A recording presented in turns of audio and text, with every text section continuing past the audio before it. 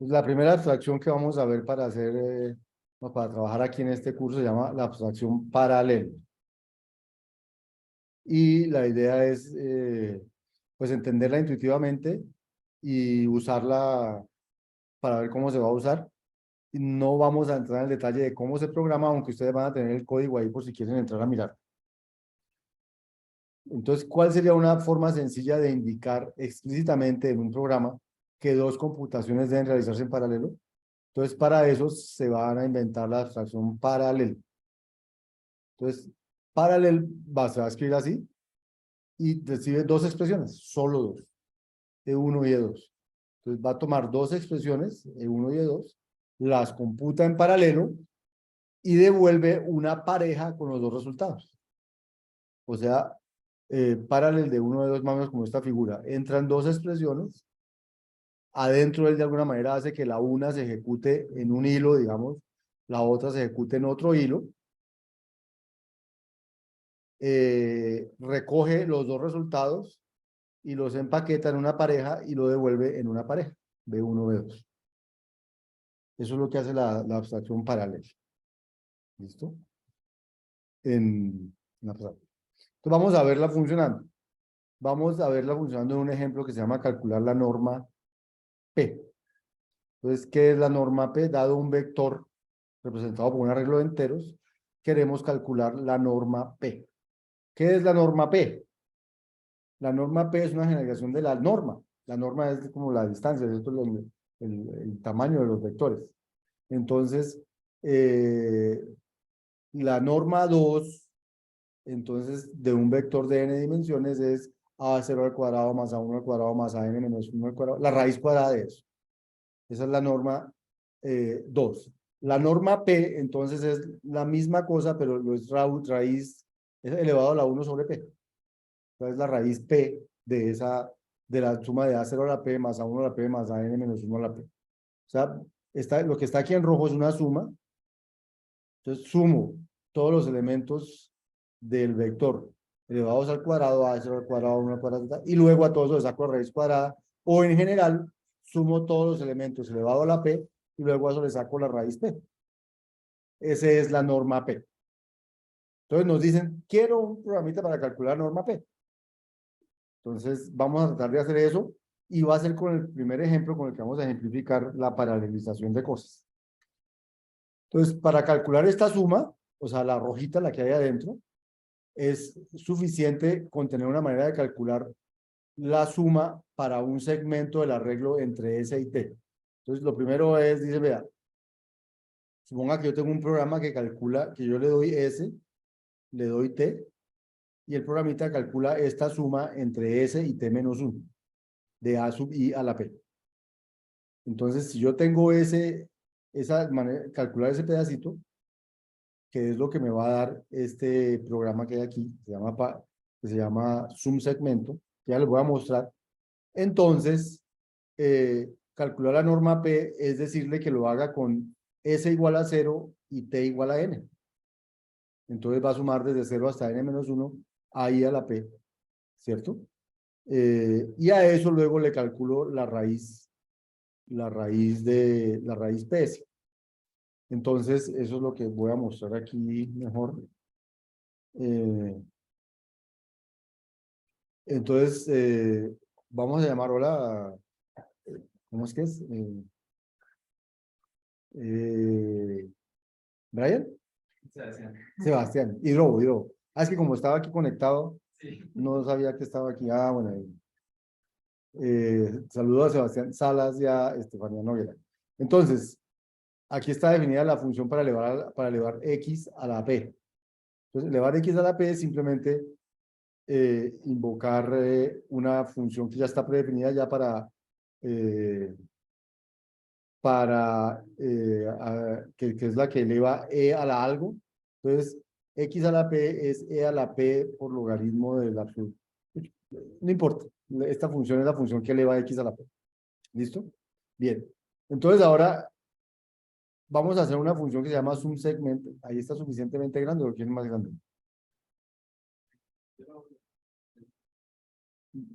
Bien. Entonces, Entonces, sum segment recibe un arreglo de enteros, recibe el P, que es con el que hay que elevar, y recibe un índice S y un índice T. Y la idea es que sum segment lo que va a hacer es calcular esta suma. La suma desde S hasta T menos 1 de A sub I a la P. Entonces, ¿qué vamos a hacer aquí? Vamos a, bueno, este programa ya no me gustó porque tiene bar, pero bueno, no importa. Lo podemos hacer sin bar, no es necesario hacerlo con bar. Entonces, vamos a sumar desde S hasta T. Vamos a empezar con I igual a S y vamos a ir con I hasta T, menos 1. Y vamos a ir acumulando en sum la suma más A sub I a la P.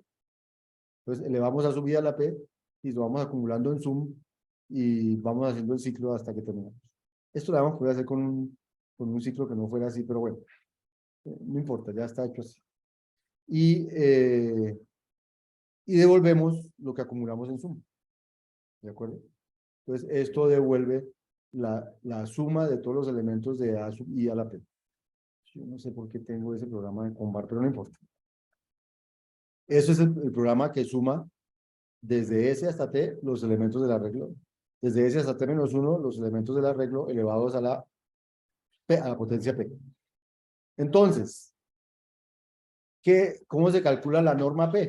Pues la norma P es, hágame esa suma desde 0 hasta la longitud de la red. Y luego de hacer esa suma, eleve el resultado a la 1 sobre P. Y esa es la norma P. ¿Listo? Entonces, aquí, aquí vamos a correr aquí a la derecha lo puedo correr, no sé si a mí me gusta más correrlo aquí, porque hay unas cosas que no funcionan bien en este interpretador, entonces mejor correrlas aquí, aquí funcionan perfecto. Entonces vamos a empezar por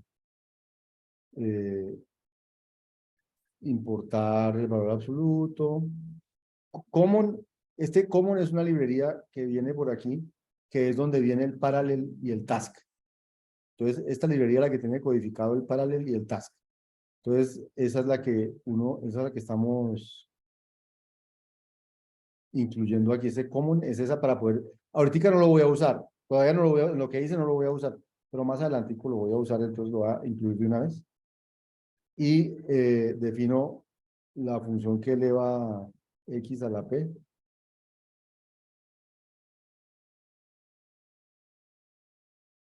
¿Cierto? Y definimos el subsegment que estaba aquí.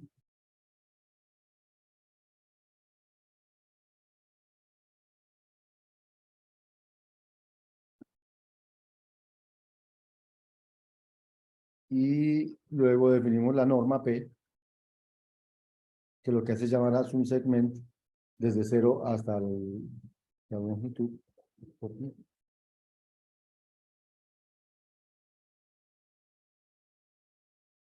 Listo. Entonces, si el arreglo A tiene un 1 y un 1, y el arreglo B tiene 2, 3, 4, 5, tengo esos dos arreglos para jugar con ellos. Eh, entonces le calculo la norma P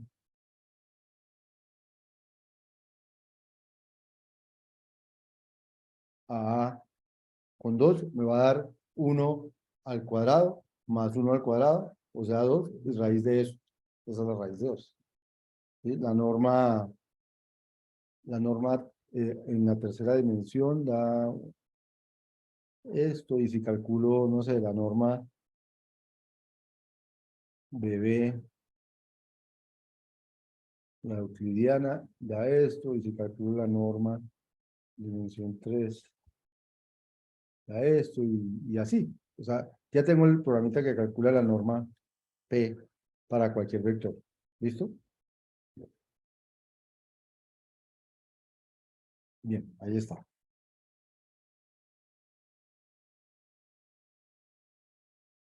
Entonces, cuando uno quiere paralelizar algo, lo primero que tiene que tratar de mirar es si puede dividir eso en subproblemas independientes. Entonces, mire que para calcular la norma P, uno podría muy bien partir esta sumatoria en dos pedacitos. Sumar desde I0 hasta n-1 y desde m hasta n-1 y luego hacer esa sumatoria, luego el resultado sí elevarlo a la 1 sobre P. Y esta sumatoria no depende para nada de esta sumatoria, o sea, los términos de acá no tienen nada que ver con los términos de aquí. Y m, un número por ahí entre 0 y n.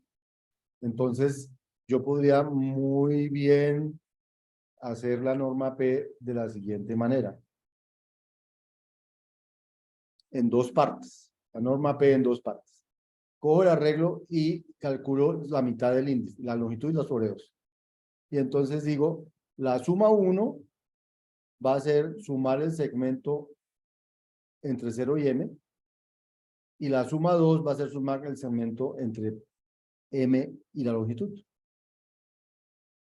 Y a eso le llamo suma 1, suma 2. O sea, hago la suma 1 por un lado, la suma 2 por el otro lado. No la estoy haciendo en paralelo, la estoy haciendo. Y luego elevo, entonces digo suma 1 más suma 2 elevado a la 1 sobre p, y ese es el resultado. Y pues eso funciona, ¿cierto? Porque pues finalmente estoy haciendo la misma suma, pero la estoy haciendo por pedacitos. La razón de hacerla así es para después ver dónde paralelizamos. Entonces ya está hecha ahí, y lo mismo que ahorita. Si yo le saco la norma 2 a los mismos de ahorita, pues los resultados van a ser los mismos de ahorita. Ah, no saco ni el último, pero bueno, el resultado es el mismo de ahorita.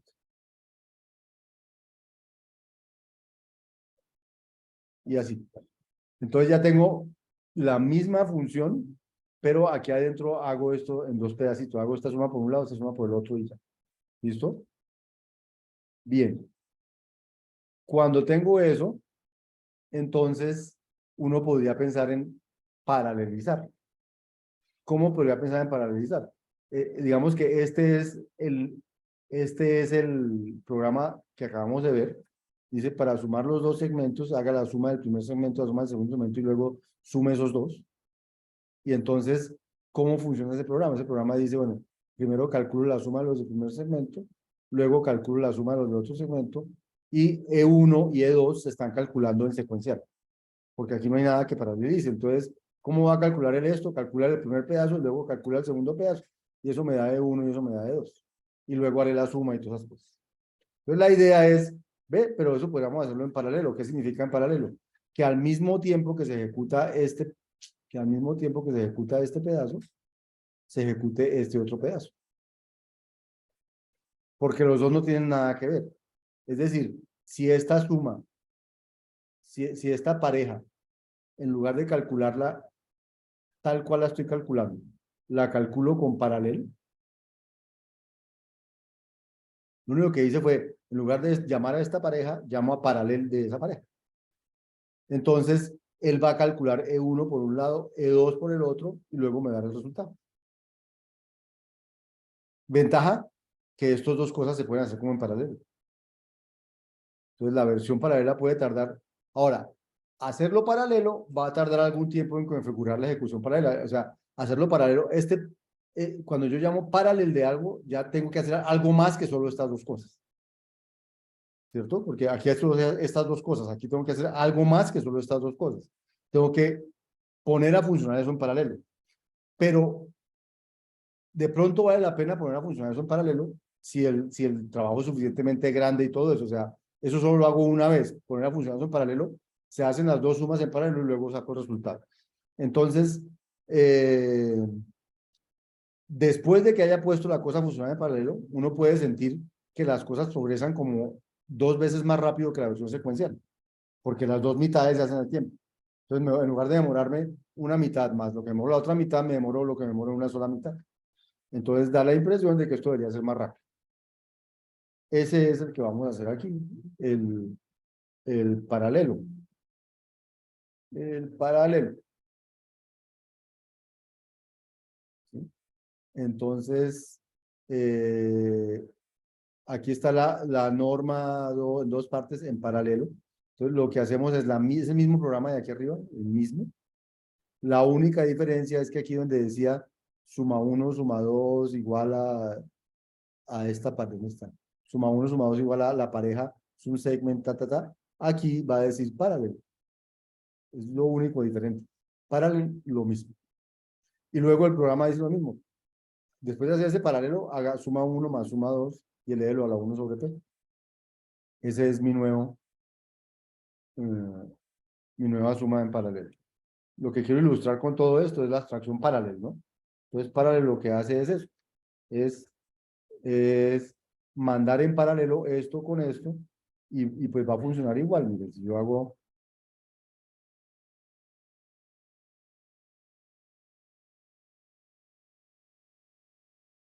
y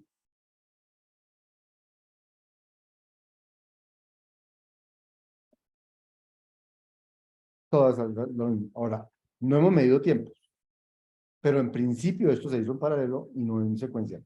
Ahora, con estos vectores tan chiquiticos, donde solo había que hacer dos sumas, porque los vectores eran de dos o de tres, no me acuerdo cuántos elementos eran, tres o cuatro. O sea, A era un vector de dos elementos, creo, y B era un vector de cuatro elementos.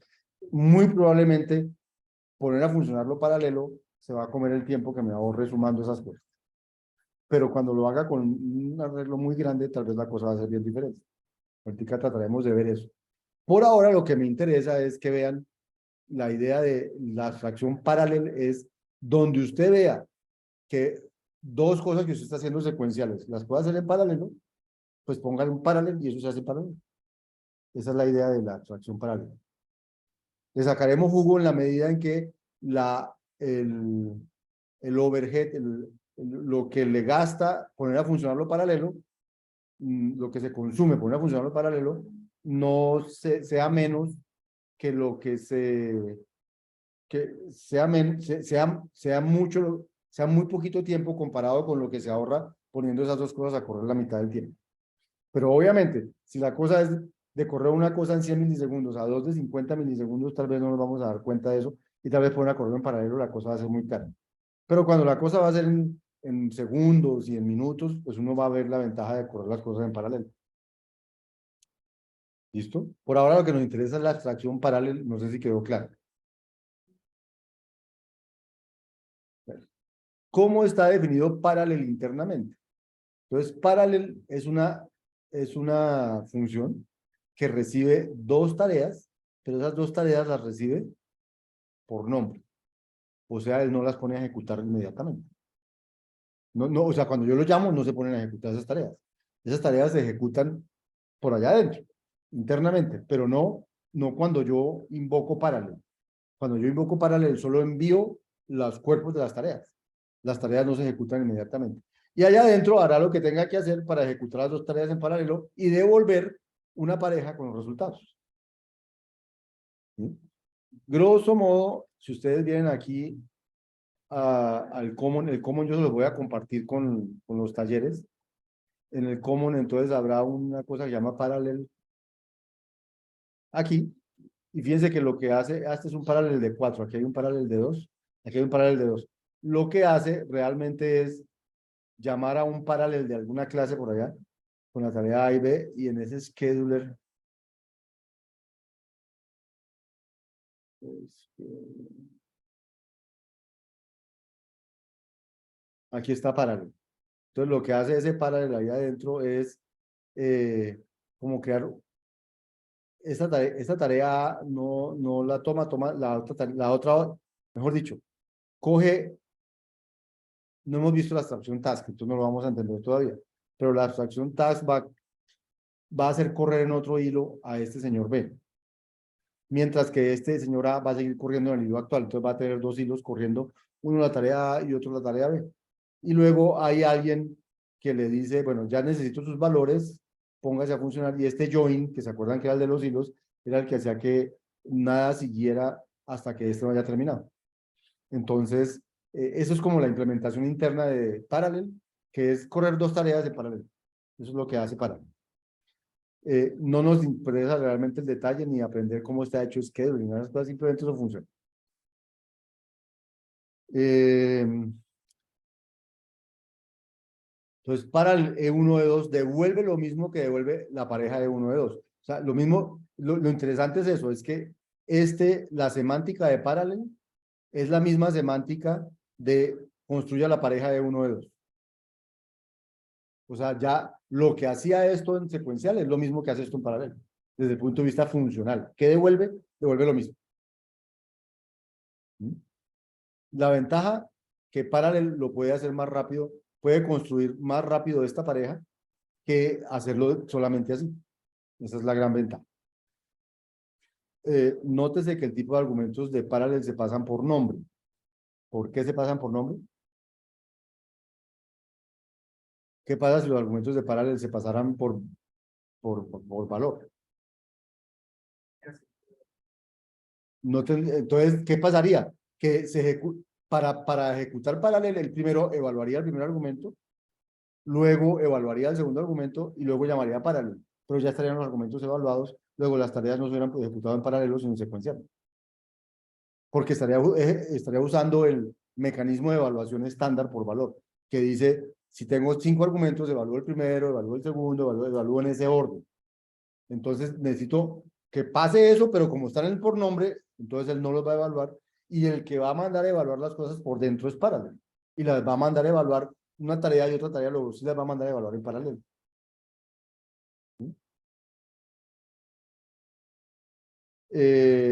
Y aquí hay una pregunta, supongamos que hubiéramos definido, bueno, ya nos respondimos la pregunta, el paralelo con los argumentos que no sean por nombre. Entonces, ¿qué diferencia había entre ejecutar, qué diferencia hay entre ejecutar paralel, el de arriba, y paralel 1? Entonces ya acabamos de dar la respuesta, ¿cierto? La respuesta es que cuando yo vaya a ejecutar paralel 1, la expresión 1 se tuvo que haber evaluado, la expresión 2 se tuvo que haber evaluado. Cuando vaya a ejecutar el cuerpo, pues ya las dos tienen valor. Ya se ejecutaron E1 y E2 en secuencial. En cambio aquí, E1 y E2 no se han ejecutado y se van a ejecutar en paralelo por lo que hay dentro del paralelo. Listo. Esa es la abstracción paralelo. ¿Qué se pone en juego cuando usamos paralelo? Entonces, uno, que el lenguaje de programación le soporte, le soporte eso. Entonces, las librerías que trae eso, ahí vimos unas, la máquina virtual, porque va a usar el task, perdón, los hilos y esas cosas, el sistema operativo, el hardware, todo eso se pone en juego cuando usamos Parallel, pero nosotros no somos, como programadores, no controlamos eso. O sea, no nos interesa controlar eso, solo nos interesa usarlo. Que eso por debajo se ponga en juego, muy bien, pero no nos interesa controlar lo que pasa allá abajo, sino usarlo. Pues, ¿cómo se implementa Parallel? Utiliza los hilos que vimos la semana pasada, la JVM. Esos hilos se asocian a hilos del sistema operativo y el sistema operativo planifica la ejecución de los hilos en múltiples núcleos. O sea, todas estas cosas pasan fuera del control de nosotros los programadores. Pero para eso es que queremos hacer la abstracción, para poder decir paralelice esto y no estar preocupado nosotros por hacer la paralelización de bajo nivel. Nosotros nos interesa decir, esto se puede ejecutar en paralelo. Hágalo ya en paralelo como usted pueda. No me ponga a mí, como programador, a hacer esa tarea que es muy aburrida y que se puede abstraer, que es lo que estamos viendo con esta abstracción. Si los recursos son suficientes, por ejemplo, si mi máquina tiene 2 núcleos, entonces ese paralelo puede decir mandarle un hilo al uno y el otro hilo al otro. Y las dos cosas realmente se ejecutan en paralelo. Pero si la máquina no tiene sino un núcleo, entonces ese paralelo, pues dirá, no, o sea, no sé cómo se va a defender allá abajo, pero pues no va a poder hacer eso en paralelo en la vida real, porque no tiene sino un núcleo, le va a tocar irlo intercalando, no sé qué. Al final, vamos a ver la diferencia cuando midamos el tiempo que se demoró la cosa. No la vamos a ver en el resultado, porque el resultado va a ser el mismo. O sea, el resultado no va a cambiar si uso paralelo o no lo uso. Lo que va a cambiar es el tiempo. Es más, si uso paralelo y los recursos que hay no son suficientes, puede que me demore más que si no lo usara. Porque por usar paralel se pone en juego toda la parafernalia de todas estas cosas del task, no sé qué, y finalmente no hay cómo hacer nada en paralelo, entonces puede que, además de poner en juego toda esa parafernalia, voy a hacer finalmente las cosas en secuencia. Entonces puede que no gane tiempo, sino que pierda tiempo, ¿cierto? Un programa pensado para correr pero entonces el programa ya fue pensado para correr en paralelo. Puede correr incluso cuando solo hay un procesador con un núcleo disponible. Él corre en paralelo, aunque no corra más rápido. ¿Sí? O sea, el hecho de que yo le ponga paralelo y que tenga un solo núcleo no quiere que eso vaya a fallar. Simplemente va a responder como si no le hubiera puesto paralelo, o peor, porque lanzó el paralelo y no hubo manera de poner las cosas en paralelo. ¿De acuerdo? Pero lo que hicimos con la abstracción es tener la posibilidad de, en cualquier parte de un programa, decir, yo quiero que estas dos cosas corran en paralelo. Eso es lo que acabamos, es como si hubiéramos añadido una nueva instrucción al programa. Póngale paralelo a eso. Ya. ¿Sí? Ahora, ¿qué cosa tiene bueno lo que hemos venido haciendo que es sin variables, sin variables, sino con valores? Es que no va a haber el no determinismo que vimos la semana pasada que aparece cuando cuando uno usa variables. La semana pasada lo vimos. Entonces, si no usa variables, está seguro que el no determinismo no le va a jugar una mala pasada. ¿Se acuerdan de la semana pasada que hicimos el ejercicio de los identificadores frescos? Entonces nos salían los mismos identificadores y era culpa del no determinismo, nos tocaba sincronizar y no sé qué más cosas. Bien, aquí va a pasar, si nuestra implementación no tiene variables, ese paralelismo no va a jugar para nada en el resultado. Va a jugar en el tiempo, pero no en el resultado. En el tiempo en que consigo resultados, sí. Esa es la abstracción paralela.